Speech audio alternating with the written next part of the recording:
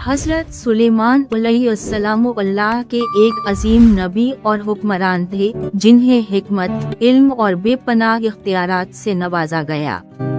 वो हज़रत दाऊद अलैहिस्सलाम के बेटे थे और उनकी वफ़ात के बाद बनी इसराइल के बादशाह बने। अल्लाह ने इन्हें इंसानों, जिन्नों और जानवरों पर हुक्मरानी का इख्तियार दिया। वो मुख्तलिफ ज़बानें, हत्ता कि परिंदों की ज़बान भी समझते थे और अपनी कौम में अदल व इंसाफ के लिए मशहूर थे। हज़रत सुलेमान अलैहिस्सलाम के दौर का सबसे मशहूर वाक़या बिल्कीस मलका सबा के साथ उनकी मुलाकात है।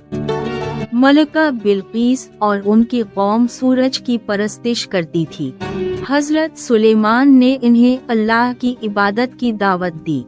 जब मलका बिल्कीस उनके दरबार में आए तो हज़रत सुलेमान ने अपने इल्म और हिकमत से इन्हें अल्लाह की अज़मत का कायल कर लिया और वो ईमान ले आए। अल्लाह ने हज़रत सुलेमान को ऐसे मुजज़ात अता किए थे जो किसी और नबी को नहीं मिले। उनके हुक्म से जन्नात मुख्तलिफ काम अंजाम देते थे और वो हवा को भी अपनी मर्जी के मुताबिक चला सकते थे।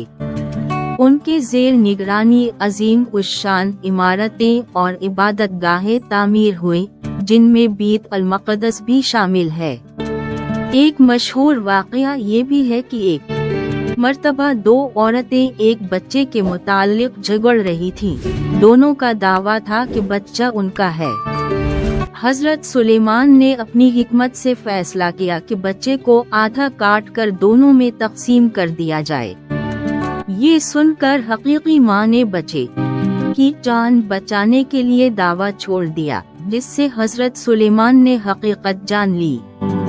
हज़रत सुलेमान अलैहिस्सलाम की कहानी हमें सिखाती है कि अल्लाह की अता करदा निमतों और इख्तियारात को इंसानियत की भलाई और इंसाफ के लिए इस्तेमाल करना चाहिए। इनकी जिंदगी इल्म, हिकमत और अदल की अजीम मिसाल है, जो आज भी दुनिया के लिए मशाल राह है।